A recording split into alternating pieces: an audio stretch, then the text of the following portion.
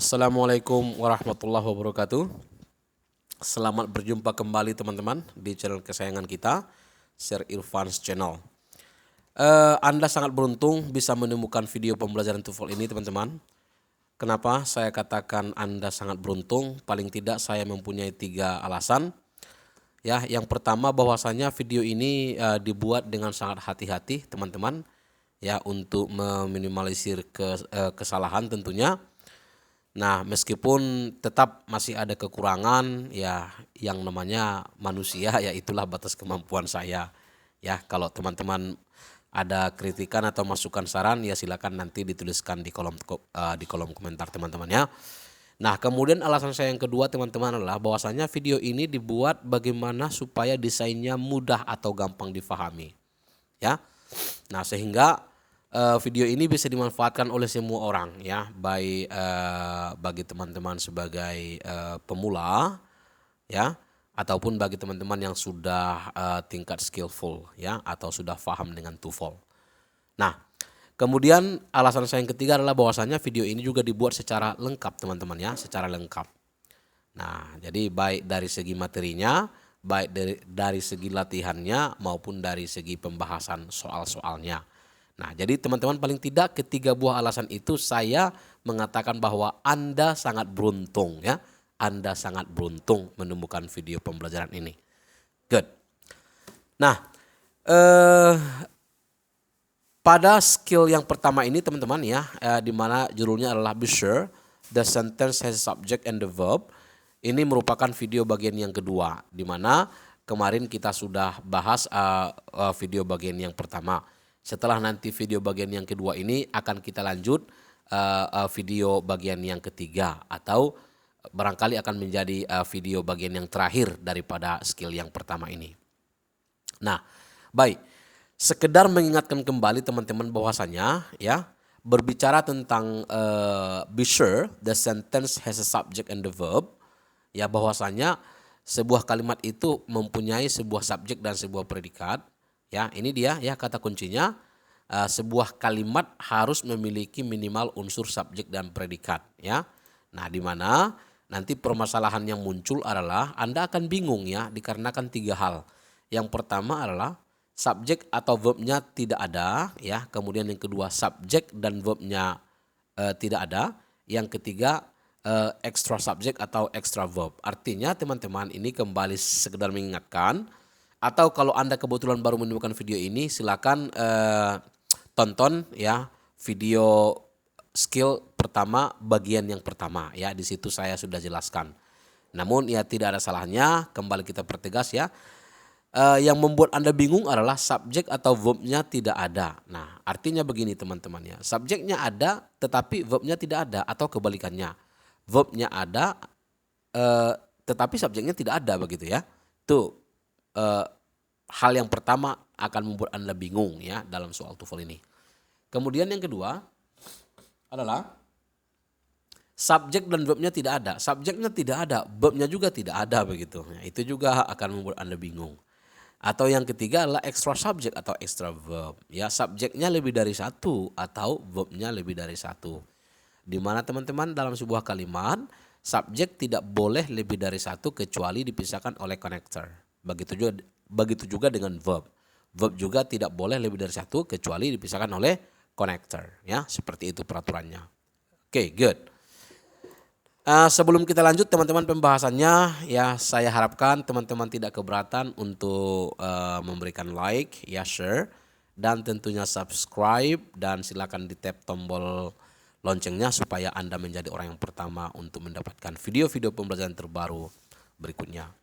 Dan bagi teman-teman yang sudah subscribe, saya ucapkan terima kasih. Bagi yang belum, saya doakan semoga pintu hatinya terbuka untuk subscribe, karena subscribe itu gratis dan sangat bermanfaat bagi kami supaya kami lebih semangat untuk membuat video-video pembelajaran yang lebih menantang berikutnya. Oke? Ya. Nah, teman-teman, ini kembali sudah kita bahas, sebenarnya kemarin itu ini sudah kita bahas ya. Ya, contoh-contohnya, tetapi ya tidak apa-apa juga ya, kita bahas kembali supaya lebih memahami. Nah, my best friend are always helpful with problems ya. Nah, kita cari dulu ya, predikatnya adalah are ya, sedangkan subjeknya adalah my best friend ya, berbentuk noun yaitu manusia. Oke. Number two, ya predikatnya adalah has changed yaitu has plus verb 3, sedangkan subjeknya adalah the bus schedule yaitu noun berbentuk benda mati. Nah, di mana teman-teman pada skill ini ya kembali saya ingatkan kita cari dahulu predikatnya ya. Kalau sudah jumpa predikatnya, kita cari subjeknya seperti itu. Number three, ya accidentally she dropped the glass on the floor. Predikatnya dropped yaitu verb yang kedua. Ya, sedangkan subjeknya adalah she ya, dia perempuan. Oke.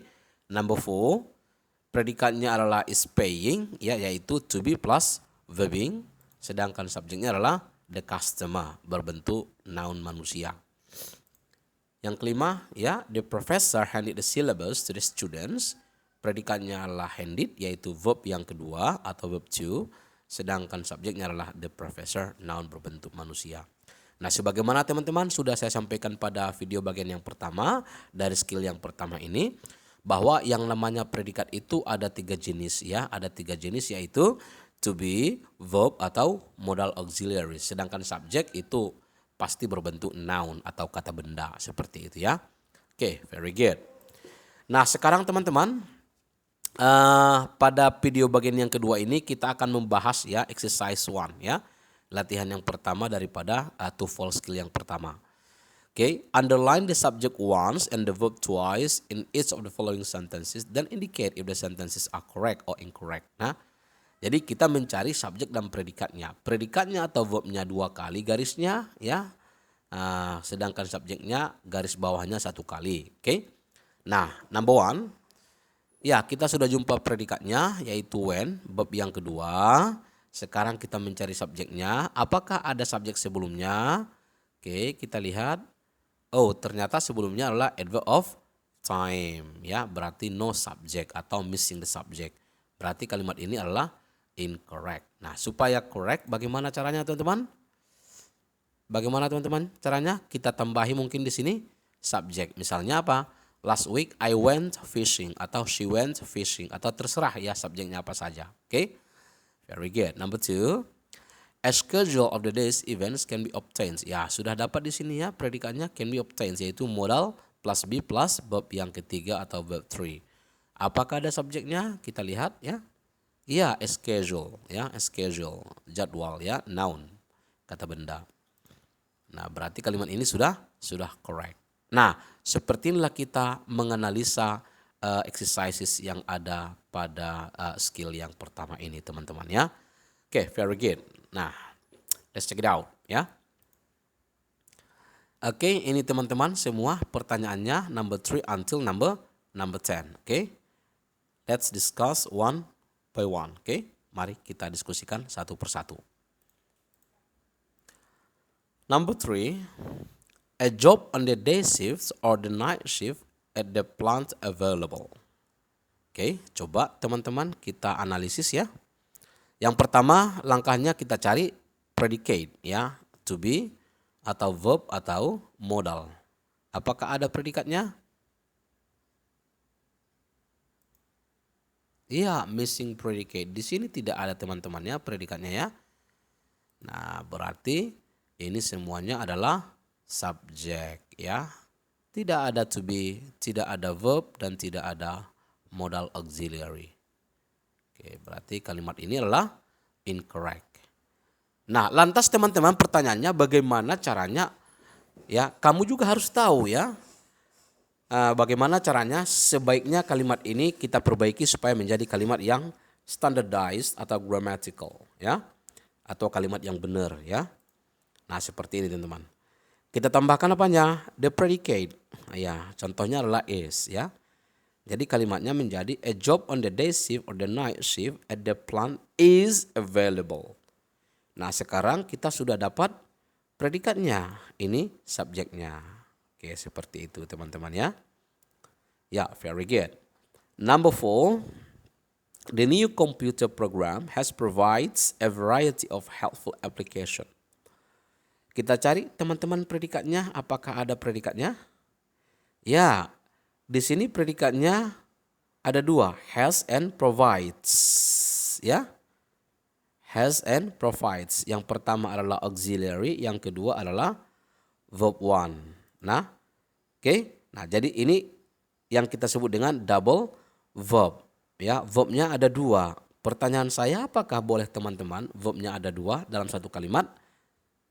Tidak boleh ya, kecuali ada connector atau conjunction ya. Nah, sedangkan subjeknya adalah ini, the new computer program, maka kalimat ini adalah incorrect. Kenapa incorrect? Karena ada dua buah verb.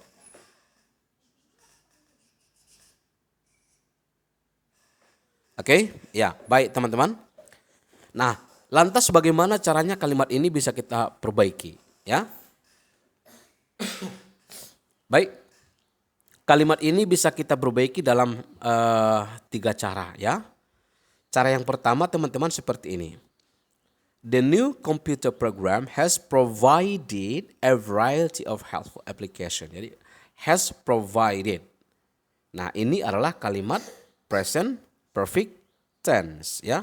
Present perfect tense. Oke. Nah, sekarang predikatnya adalah has provided. Ya, ini subjeknya. Nah, jadi kalimatnya benar ya. Atau dengan cara yang kedua seperti ini teman-teman. Ya, salah satu predikannya kita buang. Nah, seperti itu ya. Jadi tinggal has. Atau seperti ini. Ya. Nah, kalau ini yang kita buang adalah provides-nya, sedangkan yang ini yang kita buang adalah has-nya ya. Jadi predikatnya tinggal satu. Nah, ini subjeknya. Oke? Nah, seperti itu teman-teman. Nah, jadi seperti itu ya seharusnya Anda harus bisa menjustifikasi apakah sebuah kalimat itu benar atau salah ya. Kalau kalimatnya salah, salahnya di mana? Kemudian bagaimana seharusnya kalimat itu ya supaya kalimat itu menjadi kalimat yang benar. Nah, itu namanya baru Anda benar-benar dikatakan memahami. Oke? Good. Number 5. The box can be opened only with a special screwdriver. Oke? Kita cari predikannya teman-teman. Ya, can be opened yaitu modal plus be plus verb 3. Ini sudah benar ya. Bentuk predikannya sudah benar. Apakah ada subjek? Yes, the box. Berarti kalimat ini correct. Ya, nothing to revise. Ya, tidak ada yang perlu untuk diperbaiki. Yes, very good. Let's go on. Ya, kita lanjut. Exercise number 6. The assigned text for history class it contains more than 20 chapter. Nah, coba teman-teman kita cari predikatnya. Ya, contains ya, verb 1. Kita cari subjeknya. Oke, ini subjeknya. Ini juga subjek. Nah, berarti di sini terjadi apa? Double subjek. Nah, tidak boleh double subjek ya. Nah, berarti kalimat ini incorrect. Nah, bagaimana supaya correct? Ya gampang saja. Salah satu subjeknya kita buang. Yang paling logis dibuang adalah yang it. Kenapa? Kalau yang ini kita buang, nanti maknanya tidak jelas. It contains more than 20 chapter. It yang mana kita tidak tahu ya. Makanya lebih bagus ini yang kita buang. Number 7, ya, the papers in the waste basket should be emptied into the trash can outside. Nah, kita cari teman-teman predikatnya. Oh ya, ini tadi ya, oke. Ya, should be emptied, ya, should be emptied. Modal plus be plus verb 3. Oke, ini subjeknya, berarti kalimatnya correct, ya. Nothing important to revise. Tidak ada yang perlu untuk diperbaiki ya. Okay, number 8 ya. Departure before dawn and a boat in the middle of the harbor. Coba kita cari predikannya teman-teman. Ini panjang ya. Panjang. Maksudnya panjang apanya ini? Ya, coba kita lihat ya. Missing predicate. Tidak ada di sini predikat ya. Yang ada malah subjeknya panjang sekali.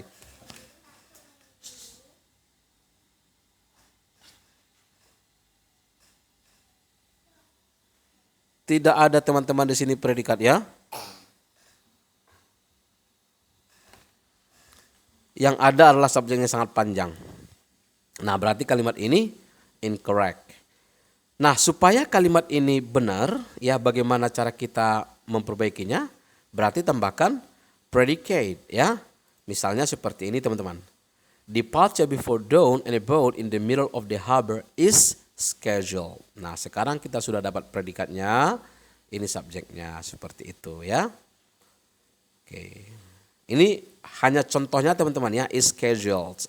Terserah Anda apakah misalnya can be scheduled atau will be scheduled, terserah, yang penting ada predikat, apakah to be, apakah verb, apakah modal auxiliary ya. Tidak harus seperti ini. Oke, number 9. Yesterday found an interesting article on pollution. Kita cari teman-teman predikatnya. Ya, ada found, yaitu verb to. Nah, apakah ada subjek? Ternyata tidak ada subjek. Kenapa? Karena yesterday ini adalah adverb of time, ya, keterangan waktu, bukan subjek. Berarti missing subjek. Kalimat ini incorrect. Supaya benar kita tambahkan subjeknya. Misalnya bagaimana? Yesterday I found an interesting article on pollution.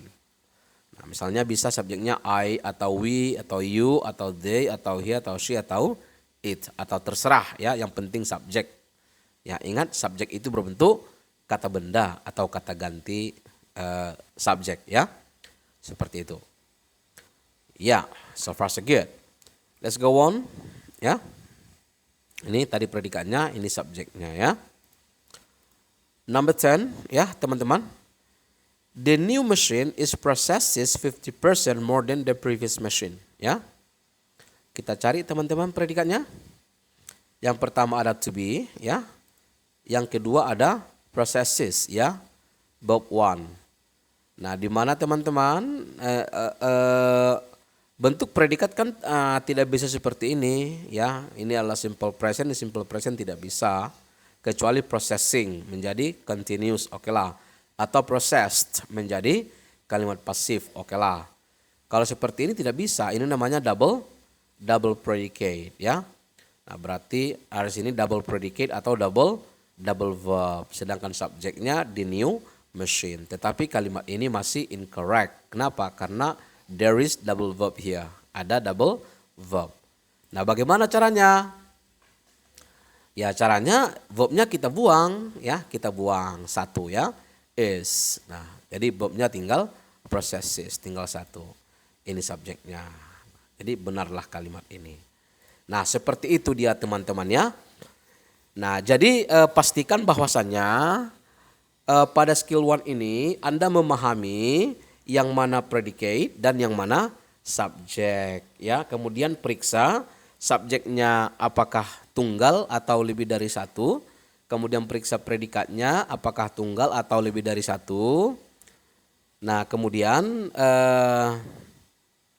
Anda juga harus memahami jika kalimatnya salah, kenapa salah ya, di mana salahnya. Kemudian Anda harus paham bagaimana cara memperbaikinya. Kalau yang hilang subjeknya, tambahi subjek. Kalau yang hilang predikatnya, tambah predikat. Kalau misalnya extra subjek, kurangi subjeknya. Kalau misalnya extra predicate, maka dikurangi predikatnya. Baik teman-teman, saya rasa ya cukup untuk pembahasan skill yang pertama, video bagian yang kedua video bagian yang kedua ini. Nanti akan kita bahas ya masih skill yang pertama, yaitu video bagian yang ketiga tentang soal-soal TOEFL yang sebenarnya ya, the real TOEFL test. Baik teman-teman, last but not least, I have to say thanks a lot for watching this video, and hopefully I can see you again next meeting on discussing of the next material of TOEFL structure of this skill number 1. Thank you guys. Bye bye.